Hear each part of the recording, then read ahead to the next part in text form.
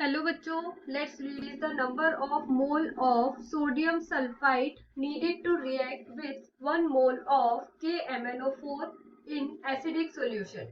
इस क्वेश्चन में बोला गया है कि कितने number of mole of sodium sulphide needed होते हैं to react with 1 mole of KMnO4 के साथ इन एसिडिक सॉल्यूशन में।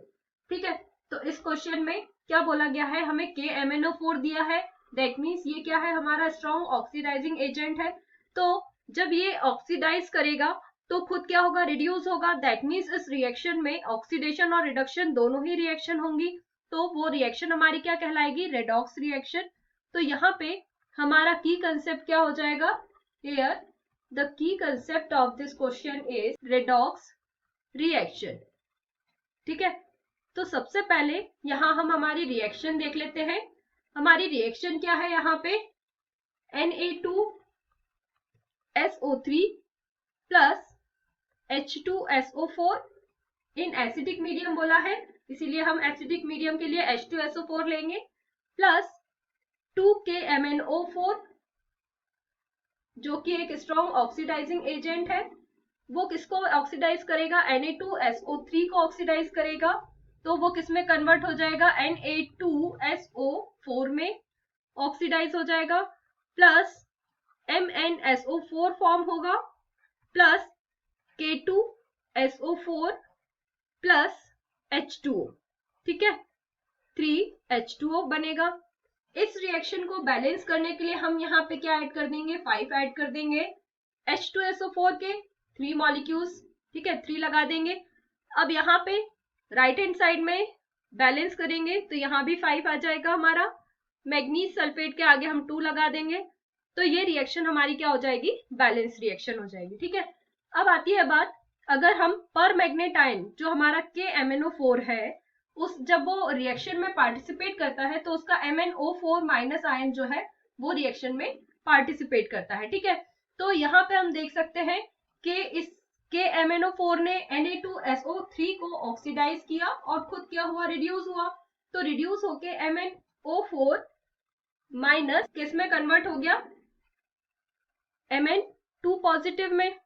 ठीक है, तो यहाँ पे मैग्नीज की जो ऑक्सीडेशन स्टेट है वो क्या है, +7 है, और यहाँ पे किस में चेंज हो गई, +2 में। ठीक है, तो यहाँ पे कितने इलेक्ट्रॉन का डिफरेंस आया, 5 इलेक्ट्रॉन का डिफरेंस आया। ठीक है, तो इसके लिए एन फैक्टर की वैल्यू कितनी हो गई, 5 हो गई। जो एन फैक्टर है वो क्या रिप्रेजेंट करता है, change in oxidation state, change in oxidation state, oxidation state. ठीक है, अब जो हमारा SO3 माइनस आयन है, SO3 minus ion, 2 minus ion, वो किस में कन्वर्ट हुआ हमारा, SO4 2 माइनस में, SO4 2 माइनस में। ठीक है, इसको हम यहाँ पे 2 माइनस कर लेते हैं, SO3 2 माइनस। ठीक है, तो ये किस में कन्वर्ट हुआ हमारा, SO4 2 माइनस में। तो हम यहाँ देख सकते हैं कि SO3 में जो सल्फर की ऑक्सीडेशन स्टेट है वो कितनी होती है, +4 होती है, और SO4 में सल्फर की ऑक्सीडेशन स्टेट +6 हो जाती है। ठीक है, तो जब हम यहाँ पे देखेंगे कि जब +4 से +6 में चेंज हुआ तो कितने इलेक्ट्रॉन का डिफरेंस आया, 2 इलेक्ट्रॉन का डिफरेंस आया।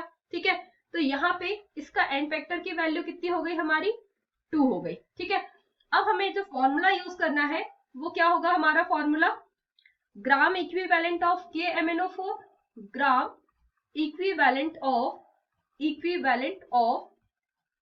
KMnO4, KMnO4 is equals to gram equivalent of